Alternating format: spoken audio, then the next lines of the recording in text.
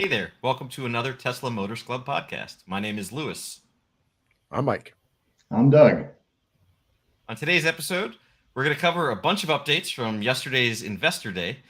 We finally get to see the Magic Dock in the wild, and there's even some more news around FSD Beta's rollout. All that and more in episode 36, which starts now.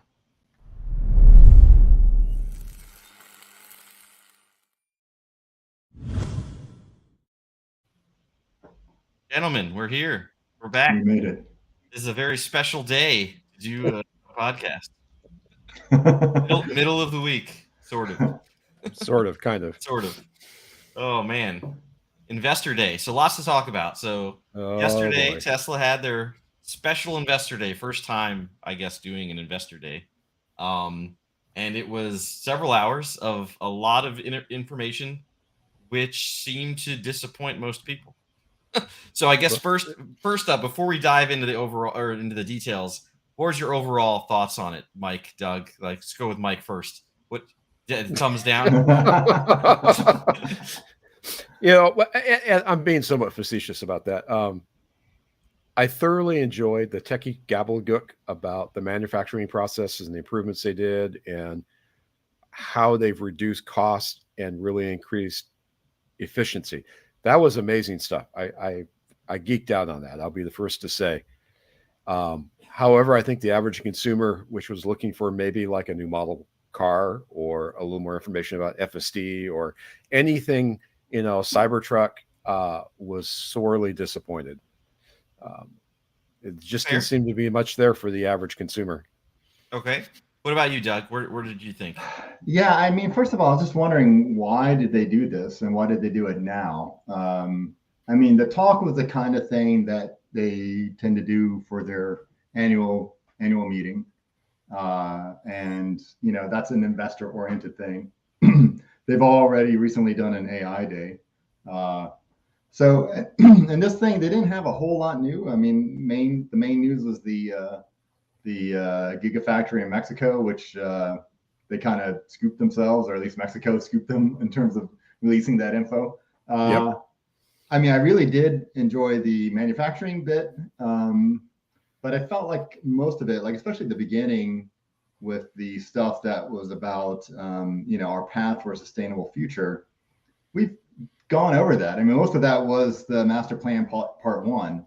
And bits about how so little actual surface area is needed to provide enough solar for the whole world, that kind of thing. We've seen that, or at least if you've been watching Tesla for a while, you've already seen that. I mean, you have to think about the audience. I guess they called it Investor Day. Maybe the audience is for investors, but really, why now? It didn't make a whole lot of sense to me. Sure. So that's an open question for me. And then also, I thought the main things that it was billed as, this is master plan part 3. And I don't feel like I got a clear message on what was master plan part 3 and what distinguished it from master plans part 1 and 2, especially since those other ones are still in process. And so I didn't see a big advantage for talking about this stuff now. Like the new sort of manufacturing, that's interesting, but they probably could have held on that, because the real thing for that was this new platform, right? This new platform that they gave no information about, and except the manufacturing, except that it's coming. Right. And what was funny is during that part, even Franz says, and that the next generation platform, which we won't show now. When he said that, like you could feel suck the wind right out of it. Yeah, all the air just went out of the room. You could just feel this collective sigh, like, oh man, and the whole audience.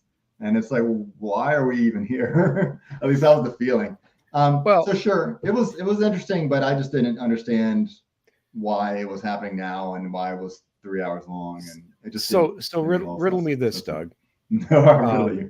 Take a shot. So this is an investor show and tell, right? Wouldn't it make sense? I'm going to play devil's advocate here slightly. So wouldn't it make sense? Yeah, never. Wouldn't dream of it. at least from Elon's world, would it make sense to show how great they are at manufacturing and how efficient they're going to be and how much of a profit margin they're going to be able to produce on these new platforms as part of Investor Day? I'm trying to find a silver lining here to what they did show us. I mean, I would agree.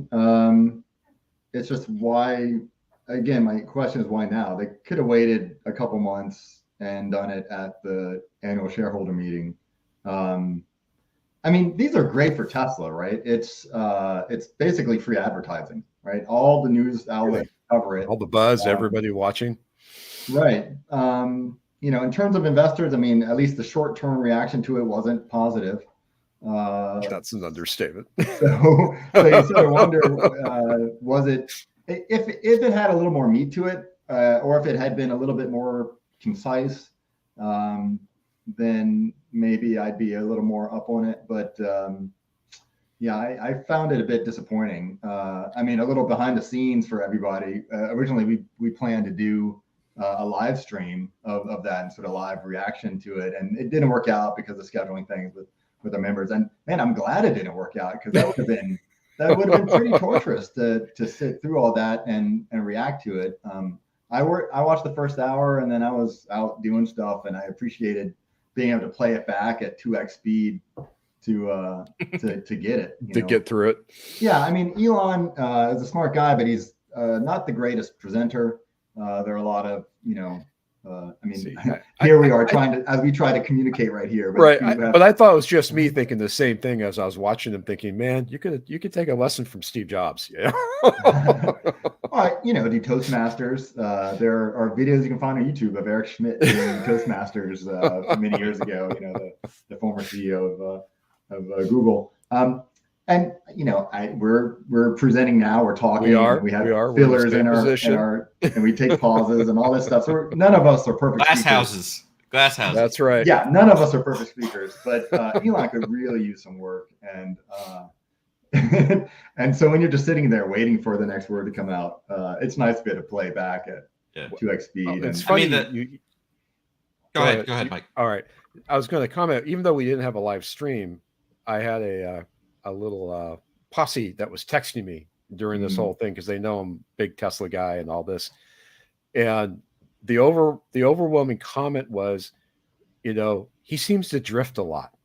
And they were referring to Elon and the fact that he'd kind of go in this little dream state and kind of pause for a bit and then get back on track. It was interesting to hear non-Tesla people's reaction to watching this show. Right. Yeah. I mean, it was very clear that the master plan was basically, here's our math behind what we think the future of energy stuff is, which was kind of like, that's what your master plan 1 was.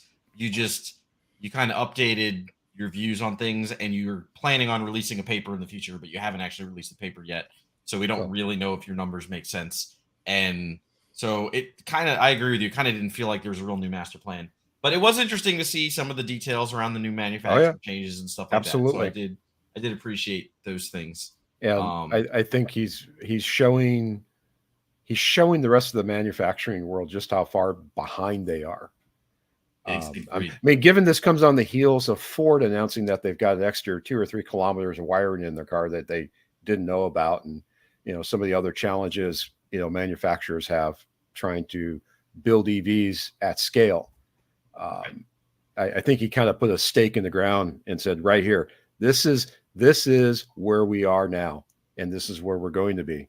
Have fun catching up. Right. Exactly. Yeah. So we have a slide here we're showing from the Investor Day, and it basically says, a sustainable energy economy is within reach, and we should accelerate it. How the master plan works. And they basically it says 240 terawatt hours of storage, 30 terawatts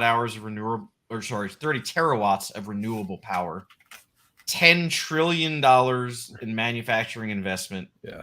Just a few bucks. 1/2 of the energy required, less than 0.2% of land area required, 10% of the 2022 world GDP, and 0 insurmountable resource challenges. So some of these numbers don't necessarily make sense without having some context behind them. Yeah, But but yeah, I mean, this is basically their math behind what they view the master plan 3 being. And yeah, it'll be interesting to see when they actually release the paper with some details, because some of these things seem extremely optimistic, conservative to me in some areas, and optimistic as hell in others. And yeah, I mean, Yeah, it's I was gonna say, it just doesn't seem that clear to me what percentage of this is Tesla in terms of what they need to do. And I think the biggest thing that's missing from this is the interference of entrenched existing interests, right? Like, how much lobbying is the oil industry going to do to slow this stuff down, or even power companies preventing people from putting solar I can think of lots of challenges. And what's the real time frame? I mean, we're talking what, another 20 years or something for this kind of goal. And it just, I feel like, again, Master Plan Part 1 and 2 already had this kind of stuff. You have Tesla and then Tesla Energy. Okay, we're making batteries now. We're making stationary storage now. We're making solar panels. Okay, so what's new here? It's not clear to me. In the presentation, they talked about needing electric boats and planes. I didn't get the sense that Tesla is planning to do that stuff themselves. It's just it's possible. So it should be done. Okay. But Optimus is going to save all of us, right? Pixie dust and a magic wand. Yeah. Well, or should I say electrons are the magic wand? I agree with all these conclusions, though. Like, yeah, we should have electric boats. I think that's definitely doable. All this stuff is doable. The main thing is financial incentives. Existing companies don't have a real reason to do this stuff. So, I mean, you really, I guess you need things like, dare you say, government regulation or incentives to make those things happen. And all that is, means political money from lobbyists trying to keep it from happening, from those entrenched interests. So, yeah. And is this global, right? Like, are we talking about this so if this is global, like, well, you've got all these other foreign governments that have to also come on board with it. So it's okay, the EU is probably fine with going to all these renewables, but like China, India, Russia, are you going to have the same drive in other markets? I mean, the whole Middle East, you've got a lot of oil interest there. So it's just kind of like, okay, yeah, I mean, like, in theory sounds good, but we'll see. Yeah, so to their credit, I mean, some of the Middle East, like the UAE, for example, they've been fairly forward-looking, and because they know that the oil is a finite resource, and they got so much money, and they want to make sure that they are able to be part of the future still. So, I don't know. You try to hope for the best and try to give people the benefit of the doubt in terms of also wanting a positive future. The thing is, though, that their biases and what people believe is a positive future often is affected by what they perceive as good for their financial future as well, right? So if you work in the oil industry, you're more likely to believe that climate change is a hoax or whatever. Right. And that's just the way it is, because your brain is going to work in a way to make you feel comfortable with the things you think you need, so that you don't lose, what you currently have. Sure. So, yeah. I mean, it's interesting. I was just going to say, this one slide just glossed over all of that. Right. Right. But we'll see. So they claim they're going to release a paper. We'll dig into it, and I'm sure we'll talk about it in a future episode when that actually does get released. So there are a couple interesting things that we should talk about, other than the master plan itself. We can I don't know, we can kind of go down a list here. So there was some Q&A stuff around bidirectional charging coming to Tesla vehicles. I thought that was interesting. I don't think that they'll do this ever, just based on how Elon spoke in the past. He did hint that it could, maybe. It kind of depends. I don't know. It was Mike, what are your thoughts best. on this? He was lukewarm at best. but I hope the market can push them into it. I Sure. think there's a good use for that, or at least as a consumer, I wish for the option to have it. How's that? That should be Right. my choice, not the car manufacturer's choice. Right. Yeah, Tesla has we'll see. spoken on this topic for a bit for years, even from the Roadster days, and basically the most benefit is time shifting charging, and then there are also arguments about the value of the battery. If you're putting more cycles on that battery, that's optimized for travel, right? It's not optimized for stationary storage. There's a cost associated with that. You're wasting cycle life and some calendar life on that battery that's for your car. But are you really? I mean, given the amount of use that people would in reality actually do and use their car as a home power source? Well, it depends. If you look at it as an emergency thing, then maybe not. But if you are using it to say like shed power between 4 and 9, then yeah, you're using some cycles. Like when your solar isn't available at night and you're trying to use some of that car power to reduce your cost of charging during the night, or your cost of electricity usage at night. I thought it was funny the way Elon spoke about it. It was like, well, it's useful if you have a power wall. So that's right. So if you got that other little thing, we'll sell you here.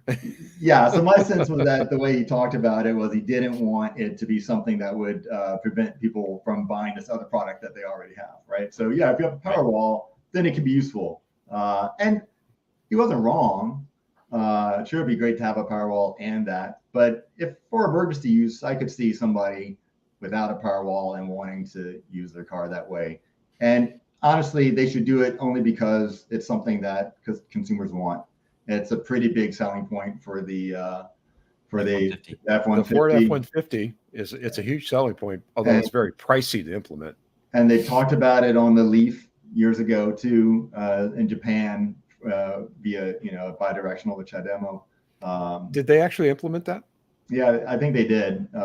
Particularly during you might have some flooding and typhoons in Japan, and it was useful for that. So, they should do it. It's just, and it basically sounded like they might do it, but they, kind of Powerwall. Yeah, power walls is the main. Is the main. Well, I guess my follow-up question would be, if they do it, are you going to be married to Tesla's Powerwall only, or can you use anybody's Powerwall? It's not any good. Yes. It's not any good if you have to use Tesla's Powerwall. You should use anybody's. Can't imagine them opening that part up. Oh, come on! They opened up Superchargers finally. Yeah, one of the first use cases for the bidirectional charging that came up was back in the early days of I'm a stranded EV driver. I ran out of charge because there's no place to charge, and another EV could come up and get me enough to get home. Share a few electrons. Right. And that would be nice. It just becomes less necessary as we get a more ubiquitous charging network, and people like AAA come with some kind of charging. I don't know, man. Like an analog of the can of gas to keep you going. AAA's been a disappointment with Tesla. I mean, you call them for a tow or you call them for road service, and you say Tesla, and they just say sorry and hang up the phone.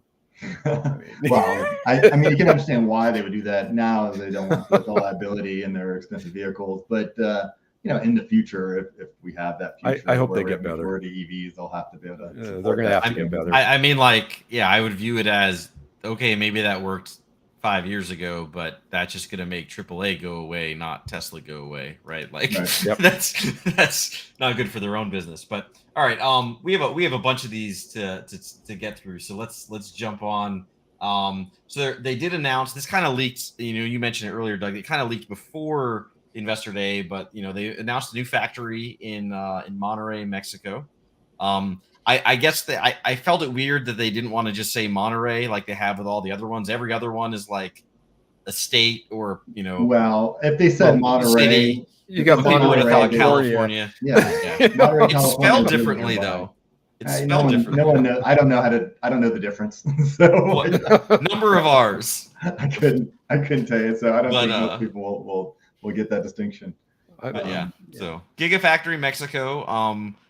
I thought it was interesting. It's smaller footprint. And I guess did they say this is to manufacture their next gen vehicle. So this was like a passive way of saying we have a new vehicle coming, but we were going to give you no information about it, except that it's going to be 50% cheaper to manufacture than our Threes and Ys. But yeah, thought that was interesting. So the footprint is more efficient. By a lot, which is really cool. Like the improvements in the manufacturing and a lot of the efficiencies and things, stuff that they're doing with the newer. They mentioned like 48 volt electric systems and things like that. Yeah, I would withhold judgment on all that stuff because with the Gigafactory in Reno or Sparks, Nevada, they talked about the machine that makes the machine and that didn't really work out the way they expected. And back with the Model Y, with the Model Y, they were talking about doing 48 volt and they just had to abandon it because they weren't going to be ready to do that. Well, wasn't that part of the driving force for the lithium battery for the 12 volt replacement? I mean, as it stands, it's something like 15 volts or 16 volts because they have to step it down because none of the accessories work with it. Yeah, I don't know about that detail, but it was something anyway. The 48 volts is something they were planning to do earlier, and they weren't able to follow through with it. If they in fact have it for the Cybertruck, then you expect going forward they'll be able to do it. Cybertruck itself is supposed to have a whole different sort of manufacture. It's supposed to be in a way designed for manufacturability, and this new platform even more so. So we'll see. I would just reserve. I would just, I'll wait till I see it. Be cautious. They're still working out the kinks with their new batteries that they're making, and the 4680s and all the other kind of stuff, right? So right. Who knows how long this will take? I wonder why announce this now? Maybe be a little further on. I understand it in terms of the batteries because that was part of Battery Day, which is strictly a recruiting effort, right? So if we don't have it done yet, but we want people to come work on it and it's something exciting, come work on this. But they didn't talk about this as being a recruiting effort. This was for investors. So yep, this is to show investors that Tesla is leading the way for manufacturing and efficiency. I feel like the part that Elon was hoping was going to help with the investor perception was the Optimus stuff, because he did this whole thing of like, there's going to be more Optimuses than humans on the planet. And it was just like, yeah, no one buys that shit anytime soon. Okay. Well, I would say that there is that optimism. I think, long-term investors in Tesla are already looking that forward. So I kind of feel like, look at the market capitalization of Tesla compared to all other manufacturers. I feel like that optimism is already 100%. Built into the existing price, right? Yes. That price is there because we're thinking what Tesla will be in the future. Right. And so we're like, yeah, this is what we thought you were going to be doing, so just keep doing it. Right. It's not going to make the price go up. Yeah. So I don't know that this particular presentation was reassuring, particularly. Sure. Especially since they didn't follow through on things that people, okay, let's see that new platform. People are expecting to see something concrete, and they didn't. And they just said, okay, that's going to be another, presentation that's, free publicity. So for sure, they'll wait for that in the future. So we'll see. New factory. I did think it was cool. They talked about how they have an in-house team for building the facilities and stuff like that. That was kind of interesting to me. I've worked in places where they set up like semiconductor plants and fabs and stuff, and it's just interesting to see like there's like set people, very few companies, very few teams in the world that know how to do that. So Tesla has an in-house team for building these factories. So we'll be curious to see how long it takes them to to actually build this stuff. So now we're showing a slide about their hardware installation costs and how they deploy their equipment. I thought it was cool, well, we'll get into that. We'll get into superchargers. There was some cool supercharger stuff, but let's stay on point. So, probably the coolest thing in the entire presentation was a thing they barely said anything about, but we did a little bit of digging, and I think that it'll be interesting to see. Is they said that they're planning on removing rare earth elements from their motors, Completely. Completely. Yeah. They gave no details on this whatsoever, except that this will be like revolutionary, is how they framed it, and I think it'll be revolutionary. Yeah, and we were thinking, okay, well, what could it be? Because okay, it would have to be something with iron, right? But iron is very common on its own. It's very common, but on its own, I don't think it's good enough. Right. It's weak. So you need something new and interesting, but with readily available materials for a strong ferromagnetic material, right? Yep. And so we think we know what they're using. So did some Googling, did some reading. This is our prediction. This is our prediction. So I'm hoping that we're right. But there's an element, or sorry, a mineral. It's not an element. It's a mineral. It's a mineral. Called tetratanite. I'm probably saying that wrong, but tetratanite. And it is made of iron and nickel primarily. And there was a lab that announced last year that they have the ability to mass produce this cheaply. They can in bulk. So like they can bulk produce, mass produce this material. It was originally discovered in meteorites. So it was originally was not common. It was, it was cool. It's got iron and nickel in it, but it's a special crystalline structure. It's a permanent magnet. And but they found a way to actually artificially produce it now in large quantities, relatively cheap. So we're thinking this is what they're going to be using. So there's no rare earth materials needed because again, iron and nickel both super common, super cheap, easy to work with. So it's a cool alloy that should actually be what they're using, but we'll see. We'll wait and see. They haven't given details. But yeah, I'm excited about that. Heard it here first. Lewis's prediction. Yeah, heard it here first. But yeah, anyway, so that'll be really interesting if they do end up using that, or if they have something else that I couldn't find or that I don't know. I was going to say, even if it's not what you think it is, the fact that they figured it out is impressive as hell. Very impressive. This is awesome from a geeky point of view. Yes. Yeah, and it's going to reduce cost. It's going to allow them to manufacture more cars, especially the next gen.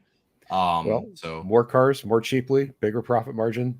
I mean, hopefully lower prices for the lower end cars, so more people can buy them. Cross our fingers. Yeah, I am curious. I mean, how this, if it is the alloy you think it might be, how that compares to the existing permanent magnets, and I mean, it could be worse. Like that it could have a worse permanent magnetization. Yet if we can do it cheaply, then it could be okay. Just make the motor a little larger or whatever. Right. Or the motor has a little bit less power, which guess what? On your lower gen, or your lower cost car doesn't matter. You don't need 800 horsepower, 1,000 horsepower in a $20,000 Tesla or whatever it's going to be. Well, I mean, that's the spirit of engineering is trade-off, efficiency, and optimization. Right? So if they can do it for less cost, or I guess they were trying to. The whole purpose, I guess, from this presentation was that forward-looking sustainability, right? Like how many things do we have to mine to make this happen?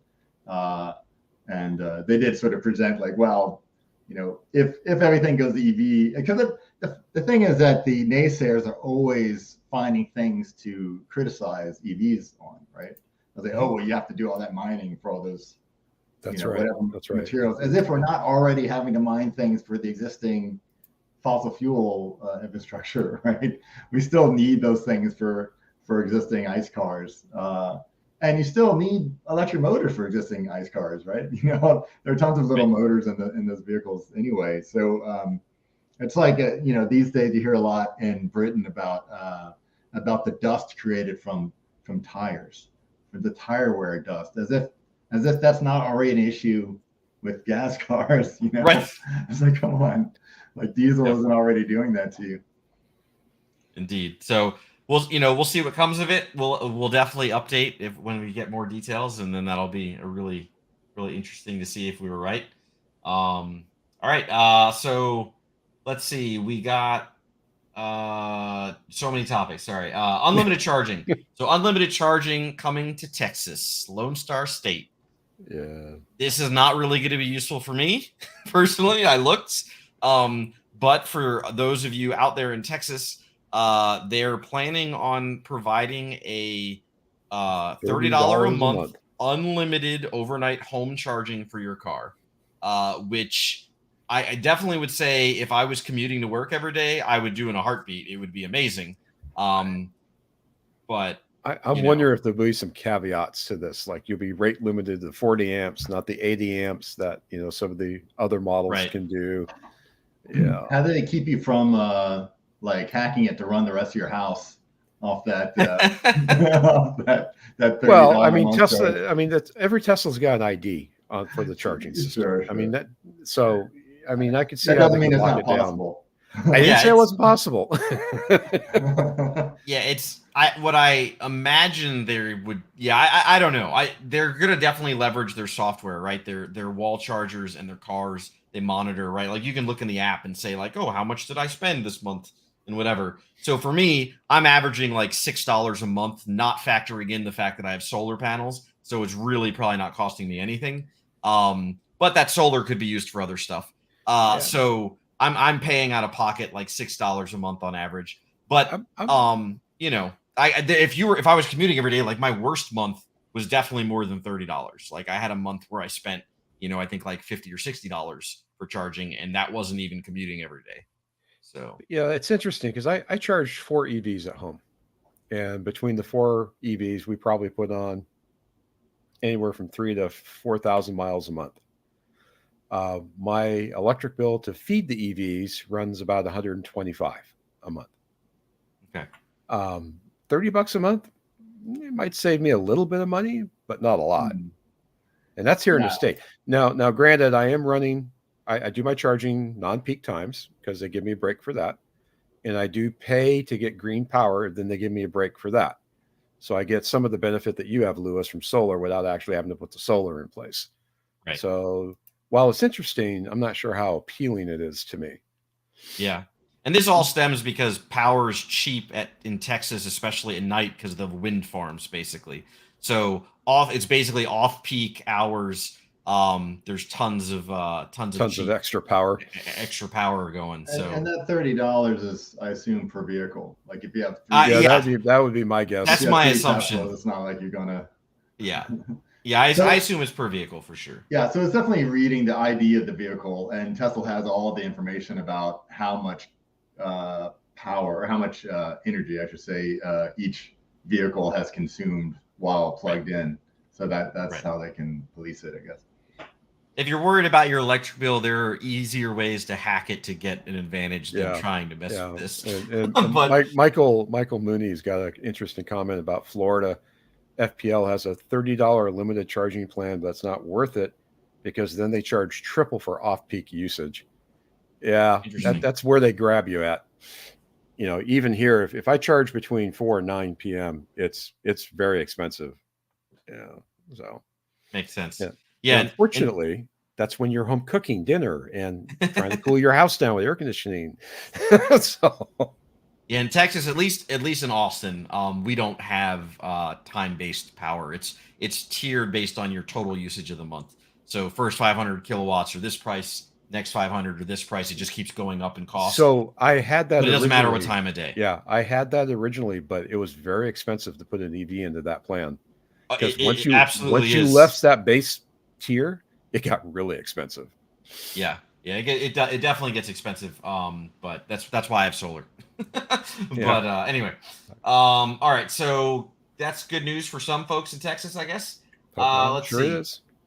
So we touched on this a little bit, but yeah, we basically have these new mystery vehicles that they don't tell us anything about. That a lot of people are hoping for details. And yeah, so they got sheets on them. There's 2 of them. That's right. Yeah. So looking at this, right, and this One looks like the Roadster, maybe. No, No, I'm just kidding. One looks what like I a think it delivery is. van. Yeah, exactly. I'm Yeah. pretty sure. For one thing, this is again their forward-looking switch to electric vehicles, and they had a slide that basically showed, these, I don't know where they get these numbers from, except that probably the relative size of these types of vehicles, right? So they're saying, a 20 million semis, right?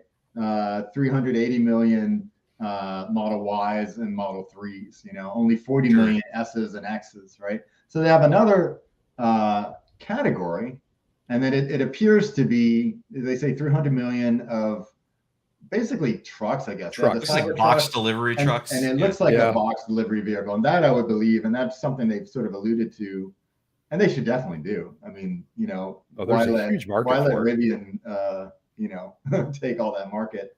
Right. That's sort of last mile delivery vehicle. And then the other thing is, I believe that's supposed to be the next gen vehicle, and they say 700 million. And part of the reason they say 700 million is that it's supposed to be cheap, small and cheap. Yeah. So, but they didn't give us any information about it. It almost looks like a 2-door, but I don't know. It's very small. It's hard to tell. Obviously, it's under a sheet. It could just be random. It couldn't be. It might not be anything. It's like here's a generic image of something with a sheet over it. An artist made a sheet picture. But yeah, I don't know. So it's interesting. We'll see what comes of that. That certainly would generate a lot of revenue for Tesla. But yeah, I don't know. Yeah. Well, again, I guess they are talking about a lot of new manufacturing capability, right? And so yeah, if they're selling more, I'm not sure what kind of margins they want to have on that cheaper vehicle. Then there's more money to be made. So I guess it makes sense. But the thing I always come back with this, I think about the current service situation, and I said this years ago when they first talked about the Model 3, while it was supposed to be the $30,000 car, which maybe it is kind of now, but wasn't when it came out. If you're going to have Toyota prices, you need to have Toyota service, right? Toyota level service. And they seem to be working towards that, but they just aren't there yet. And they are not there yet. Imagine, 700 million lower cost vehicles, and okay, maybe they don't need as much service. Maybe it's an easier thing, but people do need things, particularly you get in an accident and you need repairs, and you need a better level of service. So hopefully, as they're scaling all this manufacturing, they really think back to how they can scale service accordingly. And I honestly hope they do a better job with figuring out the whole tire situation, and with alignment and everything else, because there's such an issue with like the high-end Tesla cars having going through tires like crazy. If you have folks that are looking for economical, they're buying a $20,000 car, but they got to change their tires every 2 years. That's a big hit, for cost. But yeah, I don't know. So I'm hopefully their engineering comes up with a, and it may just be it's easy to do with the different suspension, but the cars are heavy.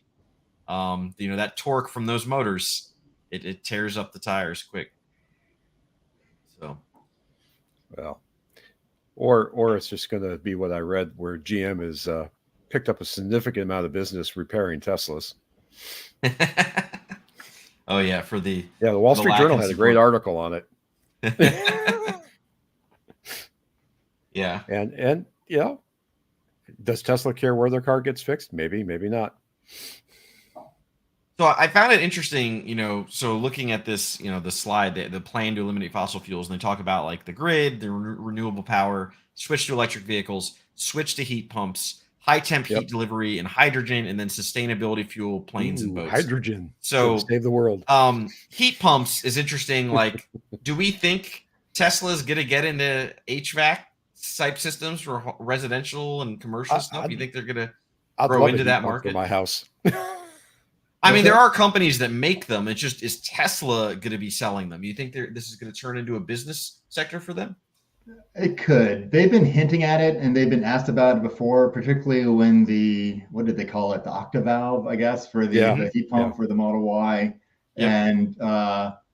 And he's taught, Elon has talked about it. Ooh, we could design one. I mean, obviously there are other companies that do this. I don't know that Tesla could do it better than those other companies. Maybe they could. Tesla is willing to start over and optimize from the beginning, as opposed first to principles. From first principles, as opposed to, we already make this stuff. What existing parts can we, parts bin can we pull from to make something that we can sell cheaply and is good enough? Sure. My only concern, I'd love them to go ahead, make heat pumps, probably make the best of the industry better. Okay, we have to already, it comes back to service again. We have to already come back to people's experiences with power walls and with their solar installation. And that has been less than satisfactory. Less than stellar. I have a friend that got a power wall as it was like one of his gifts for the referral program. And he can't get them to install it or get it permitted properly. And do we trust then, okay, this should be part of Tesla Energy, making heat pumps. I think that would be great. Integrated with solar, if you have an all-electric house, have heating that is, instead of, resistive heating, which is 100% efficient, right? Because it's just converting electric energy into heat, and that's very easy to do. Joule heating is very easy. But a heat pump is a heat machine, right? It moves heat around. Even if it's cold outside, it can pull heat out of the air there and pull it in. And especially if you do things like geothermal, and this doesn't have to mean like having hot springs in your house. And basically, if you just dig like a few feet into the ground, the earth is, I forget where it is, but it's around like 50 degrees Fahrenheit constantly. So just think about that. Like in the summer, 50 degrees sounds pretty cool. I'd like to get that cool temperature into my room, right? And in the winter, 50 degrees sounds pretty warm, actually, right? Yeah. So it's a great heat sink for you to do that heat exchange and either sink heat into the ground or pull heat from the ground and bring it into your house. So if you're building a new house, or if you have a large lawn, you can just sort of run coolant pipes through, horizontally through your lawn. Or if you don't have a lot of land, sometimes you just go straight down and pull that energy out. So heat pumps are great. They make a lot of sense. I don't really know what Tesla would do there. I mean, I think they do need to be a bit more focused on delivering their promises as far as cars are concerned. They probably do have the bandwidth within Tesla Energy to do something like that. I just caution about the service part of it. Not just service, but just installation and service in terms of not repair, but service in terms of serving customers. Right.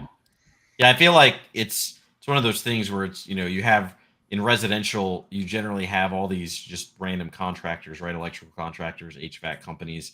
And so they really might be better served to like have a product and sell a product to those companies and train them on how to install them, as opposed to trying to do it all themselves, because they've already pulled back on their solar install in-house and kind of moved that out of their own control, because it's just too much, right? It's a lot of staff. It's a lot of logistics, and they have other more important things to focus on. Except that's been part of the problem, though. If I think again, within TMC, we have a lot of people that talk about these things. They use the installer that is recommended, the Tesla recommended installer, that actually wasn't very good. It's terrible. So I don't know how Tesla is determining who is qualified and is a recommended installer, because I've seen some horror stories from recommended installers doing crap work. So they just, hey, guess what? Maybe hire more people, and another option. Actually hire the right people. You got to hire the right people. Yeah. Yeah, it's a challenge, but anyway, yeah, that'd be interesting. So let's see. So there was a bunch of news around superchargers. So I was really impressed with the prefab supercharging manufacturing stuff they showed, which I thought was really awesome. Drop it in place. Yeah, they like a big part of how they were able to reduce their costs with installing was they prefab the setup. They were doing what, like four charger stalls, four four stalls stalls on a together, single and they just pad. had this on this single pad and this whole thing, and they just put it on a truck and drive it there, and then take a Drop crane, put it on drop the it in ground, place. and then pour the concrete or whatever, but like, or I guess dirt, depending on where it is. But like, it was just really cool. It was just like, man, that's such a good idea for reducing costs and like also improving quality, because you can very easily QC. You can have good quality control around making sure that most of that stuff is set up correctly. So the hookup into the local power is just the only real, thing that they have to do. Anyway, that was really cool. So lots of good price reduction. It was interesting to see. They said like their numbers of how much per kilowatt it costs for the basically it's costing them, not counting the electricity. And that's been going down. So if they can continue to improve on that, that might actually reduce our, supercharging rates, or it'll just increase the revenue from it. But yeah, I don't know. What do you think? So Mike, you also were really impressed with that.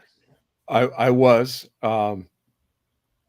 They've been putting in supercharger stalls around where I'm at like cookies.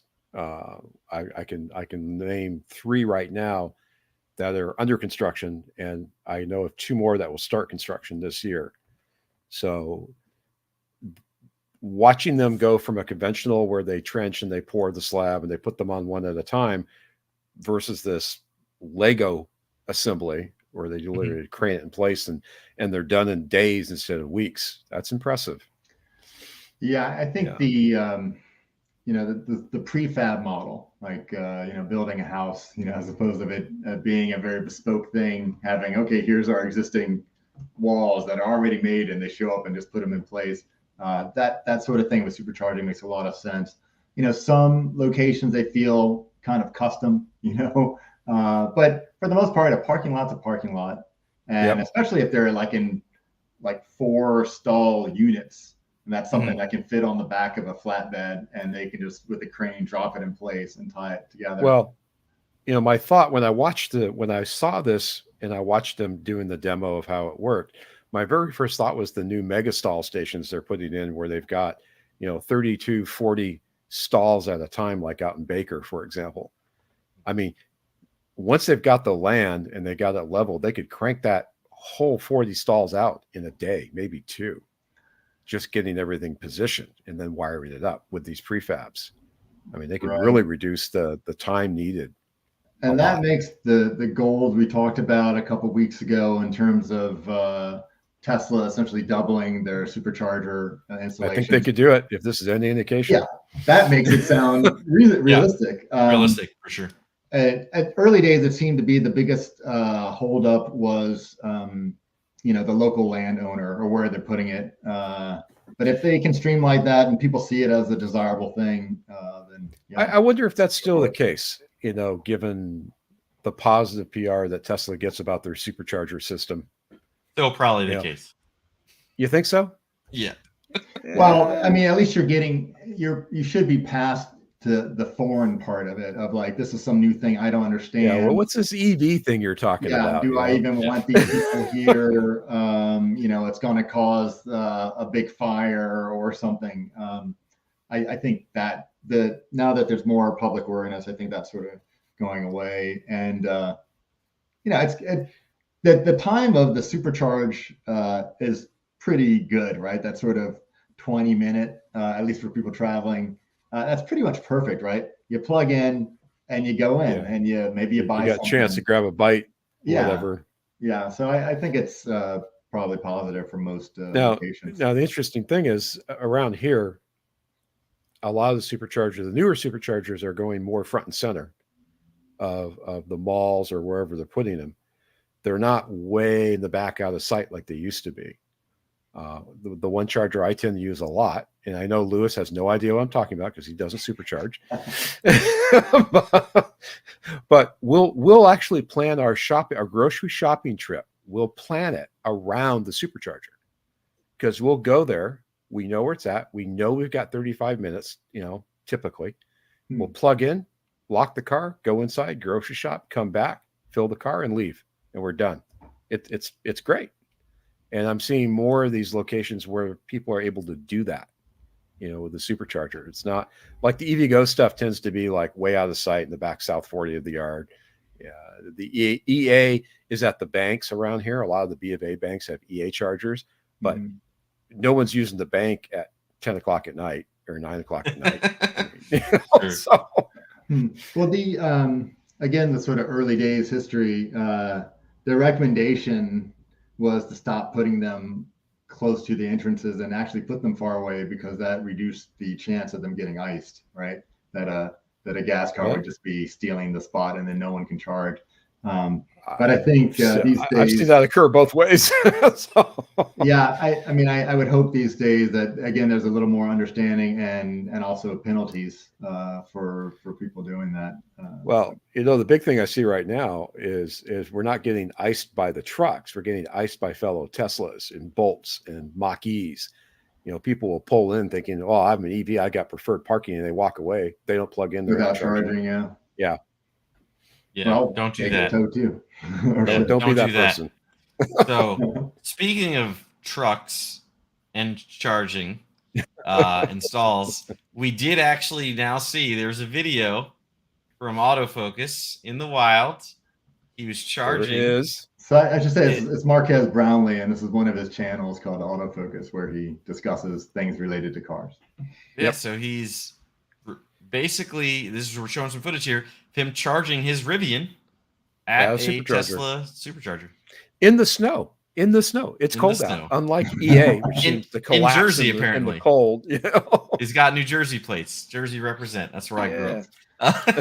So this is the is it called the Magic Dock? Is that what Tesla's Magic called? Dock? So Magic Dock, which is really cool. I like when I watched the actual how it works. I thought that was really a smart, clever idea, clever in design.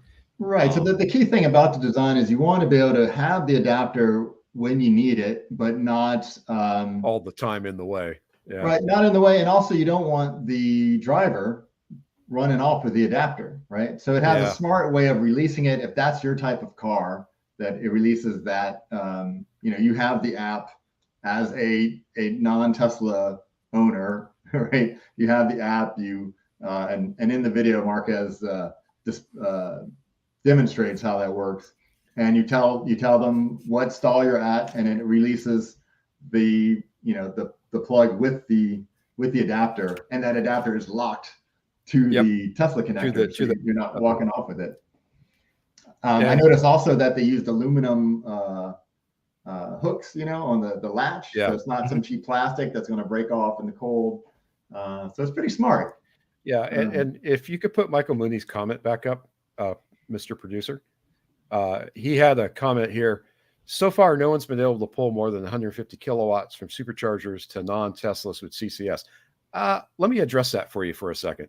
I've been using CCS for a year now on my Tesla.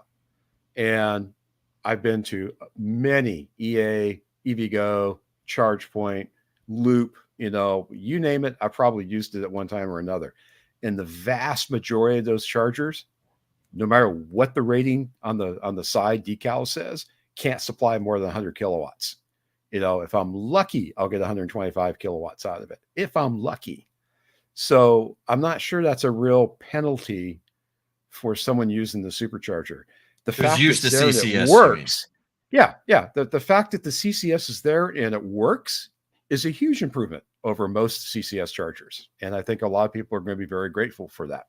Oh man, this is a dude in an F-150 Lightning that just pulled up and is using it. Yeah, right. So the cable's a little short. Right. So that's the problem here is that there is no real standardization on the location of the charge port. No. And he's as close as he can get. And what seems to be happening with the F-150 and also the Rivian, they tend to put it on the left front quarter panel. And so what's what's interesting about that is that at a Tesla supercharger, you're essentially have to pull into the spot adjacent to the one that's intended for Tesla users, right? Yeah, and So pull it over. that's You're a bit blocking of a two problem, spots. right? So you might end up essentially blocking a charger for, and now if another Rivian or something pulled up, maybe that would work. But that's an issue. And the other issue Well, that's being demonstrated by this video right now is that he's going to the break his cables door off is are what he's going to do. are not quite long enough. And even if it reached, even if you could plug it in, it's under so much strain that that's not good for the cable. Not a good idea. Um, But they did announce. Yeah. They did announce at Investor Day that version 4 chargers that they're now deploying in Europe and will eventually make it to the US have longer charging cables because of this exact problem. So are you thinking they're going to actually have a longer cord, or are they going to put the cord on a small reel where you can pull an extra 2 feet out maybe? Well, I don't know what the real distinction is there. It's still a longer cord regardless, right? Well, you still have your aesthetic. People are making a big deal about the aesthetics that you got this nice little loop of cord, at the bottom. Oh yeah, it might be recessed. Yeah, you might not see it. Yeah, they could recess it and feed it in and have it. They could do that, sure. But yeah, so the length is an issue, but I think that there's no real standardization. I think if you would ask me, where should the charge port be? I would say it should be on the front right side of the car. That's what I would say, because that allows you to have curbside charging. Why not the center? When you say right side, do you mean passenger or driver? I mean, in the US, right versus left. So on if you are a left-hand drive, right side of the road driving country, anywhere but be on the passenger side then. Yeah, basically passenger side in the US front. On the front. Because most people, at least within Western societies, you pull in, at least in the US, I guess I should say, you pull in forward. Also, if you parallel park, the passenger side is what's next to the curb. I am always scared if I am charging at one of these curbside charging and your charger's hanging out in the street. Yeah, and the cable's hanging out into the road. Someone's gonna sideswipe me and destroy my I like body work is bad enough, but if I can't charge, I'm screwed, right? Yeah. But if Tesla has already decided to put them on the left, fine. But if other manufacturers that are going to use the Tesla network, if they put it on the right front, then you could also pull in at these Tesla superchargers and not conflict with the existing Teslas that are backing in and on their left side, right? So that would be compatible, right? Yeah. So, wouldn't you really want to steal a lesson from Chadabo days with the Leaf and have it in the center?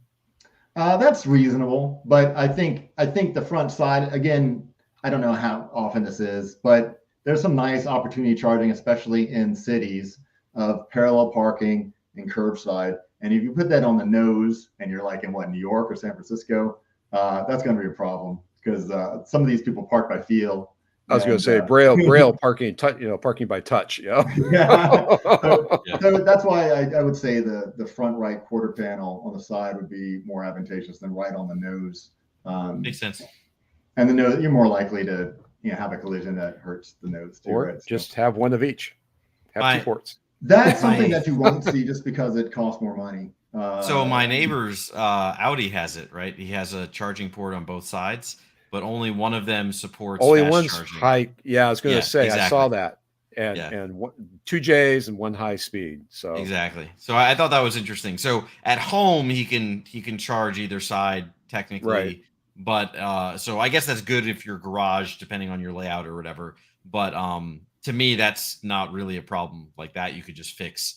Again, it's supercharged, so it doesn't matter. Right, but that makes some sense, right? Because the whatever 120 or 140 or 240, that's relatively low current, right? That the cost of another one of those connectors isn't that big a deal, especially since the connectors are off the shelf parts. They're mass produced now. But still, the supercharging cables, which are heavy and have a cost, we'd still need that if we're gonna, whatever DC fast charging, if you're gonna pull into the existing standardization of the Tesla superchargers, right? You want to do it in a way that's compatible, that's not going to cause problems of essentially blocking a charge connector. Right. Yeah, that makes sense. And so so basically, passenger side, depending on which side of the road you drive on in various countries, right? It'll be on the different side, but it's a good idea. All right, so the last but not least topic of the evening is FSD beta rollout. So FSD beta, our favorite topic, because we want it to succeed so bad. We've spent a lot of money. I've spent way too much money on it, hoping for it to succeed. The whole initiative thing. What the hell, man? What's happening? Did they give us news in Investor Day? Did they tell us anything, Doug? Of course not. There wasn't much about it. I don't think they talked about autopilot kind of in general, but they didn't really give us any details about this. And, look how great our software is that you can't have, and we're not going to tell you when you can get it. And we had a recall, and we're just going to ignore that and whatever. Right. Anyway. So whatever, a couple of weeks ago, whatever our last podcast was, we talked about this recall, and you had to wonder, okay, what does it mean right now? Does it mean that we have to lose these features until Tesla's able to fix them, or does Tesla already have a fix ready to go? Is it included in this version 11? And again, the things that they discussed, maybe you can help me remember, it was going straight in a right turn only lane, and the speed, checking the speed limit, or adjusting that at the right time. Basic things that you would hope that were already fixed, right? And that if they could fix them, they would have already fixed them. So, the announcement a few days ago, which is basically Tesla is pausing the rollout of FSD beta for people that haven't already gotten it, even though they're eligible for it. The ones that haven't gotten it yet, they're pausing that. That's concerning, because that makes you think, oh, Tesla doesn't already have a solution for this. And if they don't, I don't know how many months they have to comply with the recall. But if it's something they don't have now that needs to come in the future, it's one of those unknowns. We don't know if they're going to actually have it done in the future. And does that mean at some point, people that already have it and that have paid however much money for it are going to have to lose it until they fix it to comply with this recall order? Yep. $12,000. Sorry, I'm not bitter. Not at all. Not at all. I mean, I'm in camp that I don't expect them at this point. Based on what's happened, I do not expect them to roll it back, or they've prevented from adding anybody. Michael Mooney had a great comment pointing out, why are they still allowing people to subscribe right now? But they paused the rollout. So you could right now sign up and go, here's my $200 a month for a thing that I can't get. So that's kind of messed up. You would think they would have froze subscriptions, and maybe they'll give people refunds. Maybe they'll do refunds. Wondering if they're going to take mine away. I mean, right. Or are they going to take them away? So I don't think they're going to take them away for people that have paid. They're definitely not allowing new people to join. And V11, I think, is their silver bullet fix, but that I don't think it actually fixes it yet. I think they're going to probably be right now they're on V11.3. I think there's going to be a V11.4 probably before we all get it at this rate. My current pessimistic outlook is I'm hoping to have it by June. I don't know, Mike, do you think sooner than that, later than that? We're supposed to have it in, we'll ignore that we were supposed to have it 2 years ago. We were supposed to have it the end of last year. And then it was in a few weeks, and then it was the end of next week. That's right. And that was a month ago. So we're a month past a week out. So we're 11.3. Right. And I'm thinking if they can convince the government 11.3 fixes the recall, we could probably get it late April. Okay. If a month and a half outish, right? Okay. I'm thinking how slow the government works. Sure.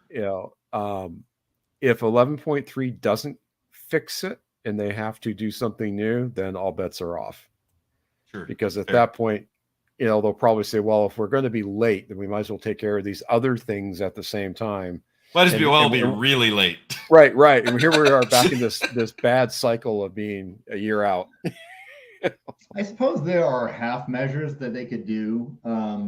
For example, the going straight in a right turn only lane. They could roll that back to if you're in the right lane. And what used to happen when you came up to a green light is it would stop at green lights, right? They could effectively do that. The car comes to a stop and then you have to step on the accelerator, so that there's an extra level of you having to add confirmation if they can't figure it out themselves. If the car can't figure it out itself, what to do there, because the car effectively is just breaking the law, right, when it does that. Yep. And it doesn't require you to intervene. So maybe they could force an intervention there if they don't solve it. Sure. And that's something short of, basically disabling the whole thing. Taking it away from us. Yeah, taking it away from you.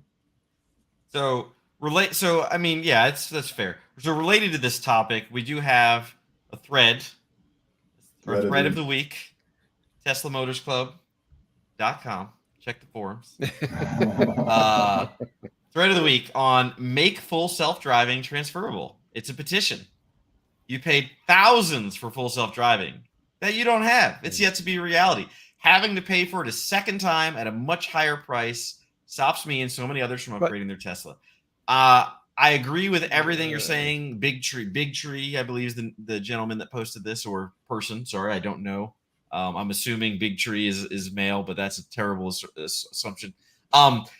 The thing to point out is they want you to go to subscription, and a subscription transfers because you're just paying month to month. Yep. So I think that they are not going to do this. I support your goal as someone who did pay outright, and do that whole thing. But I support your wish. I will sign your petition. I don't see them doing it. They just want us to do subscription. That's really what it is. $200 a month. As long as you have the car for less than 7 years, 8 years, you're covered. I remember years ago there being a huge debate about software being resold, and it came down to what they call the shrink wrap law. And it was all that text that's wrapped around your software when you buy it, and as soon as you broke the shrink wrap, you had agreed to all this little teeny tiny text. And then that teeny tiny text was that you don't own the software. You're effectively using it under license, and once you're done, you have to give it back, destroy it, or whatever, but you're not allowed to sell it. I wonder if that's changed at all, or if Tesla is using that same argument. I mean, I don't know. Go ahead, Doug. You gotta feel for the people that have bought this several times, where they've had a leased vehicle, or they've had a vehicle that's been crashed, and often the insurance companies won't even cover the cost. Yeah, they don't even acknowledge it. It's like, sorry, So it should have been transferable. The truth is that Tesla hasn't done it yet, and do they have a real reason to do it? They definitely would want you to eventually do the subscription plan, because what's a subscription? That is continuous income, like regular income, without them having to do anything new, right? So that's a nice model for them. The problem with that model is if you don't actually have the product yet, who's gonna really pay for it, right? And like if I'm paying $200 a month and not getting a value for that, like if I get Netflix and I specifically got Netflix to watch The Office, and they don't have The Office anymore, maybe I cancel Netflix. If I've been promised a car that's gonna be a robo-taxi and I'm paying $200 a month just to try out the beta software, glorified cruise control, maybe I'm going to sign up to do that. So they still do offer you paying up front, right? But what were you paying up front for? You're paying up front for this promise. To get hardware 4 in my car, which now isn't going to happen, you sons of bitches. Yeah. You're paying for something that doesn't exist There you yet. go. And dude, if they're able to get away with people paying for it multiple times, then why would they stop? So I think until they have a product that is actually compelling at $200 a month, they'll still offer that that one time that one time upfront cost if they can get away with it. Now, the idea is here is I've paid, I guess now it's what, 15K? Yeah. If whoever has paid that 15K, yeah, really, it's a software license for software that never was delivered, right? So sure, you should be able to transfer it and then get it for free on your next Tesla, right? Yeah. I mean, They should do something with a trade-in. They should absolutely do something where if you definitely bought it outright, when I do a trade-in, you give it to me on the next car, you give me Well, a they discount. You do did. They something. used to. I think they still do. Is if you buy your Tesla as a CPO, there used to be an option that you could get FSD really discounted as an add-in. But if you bought your Tesla through a normal dealer, it was more often than not removed by Tesla. Whether the car had, I mean, it was Tesla would give it to you if you bought it from them, but they'd take it away from everybody else. Sure. So in a way, they're offering what you asked for. Well, that's different though, because what it is, it's this as a CPO, it's a car that somebody already paid for it. So the car still exists, and someone already bought that license. And it's as if somebody is selling you a computer secondhand, and there's software like they had AutoCAD on it or whatever. And I can no names mentioned. The previous versions that didn't force you to pay a subscription like they do now with AutoCAD. So, so that's how I would see that CPO thing. Because certainly, if I buy it private party, if I was to sell my Model 3 to somebody and it comes with FSD beta, that person would be able to get the FSD beta that I paid for. Right? Yes. Yes. Tesla's not going to take it away in that sense. So in that way, it is a type of being transferable. The problem is I've bought it and say that car doesn't exist anymore. Tesla has really high brand loyalty. People that already have Teslas are very likely to get another Tesla. So in some ways that works against us, right? Because what incentive, again, does Tesla really have to do something like this? Right. Except that its own users get pissed enough. So. Sure. Yeah, I mean, I can flat out say I would not buy it right now for 15 grand, but mostly because of interest rates. The main factor in me buying it outright, I did the math and went, well, this doesn't make sense, except I'm getting really cheap money, right? Like when I bought my car, interest rates were under, 1% basically. So it was, cheap money that I could then invest. That's why this primary reason I did it. But yeah, now it's like, man, can you imagine paying 7%, 8% interest and 15 grand on something that, like, no thanks. doesn't make sense. But yeah, subscription model I think is the way to go for now. But anyway, so yep, support your petition. Agree with your thread. They're not going to do it. I wish you luck. But yeah, so that's our show. It was an off-peak, or it was an off night, I guess. It was the middle of the week. Off-peak. Off-peak. It's off-peak. It's after 9 here, and I haven't eaten dinner yet, so I'm looking forward to doing that. But, get a little punchy there around the edges. Anyway, so yeah, getting punchy. Swearing a little too much as the day goes on. All right, so again, as always, on that. yeah, as always, thanks to everyone for your feedback, and we love your support. Keep it coming. As always, subscribe, hit the bell, like, do all those things. Become a supporting member on the site. Thank you, Adam and Danny, for behind the scenes stuff and making all this stuff happen. And we'll see you next time. See ya.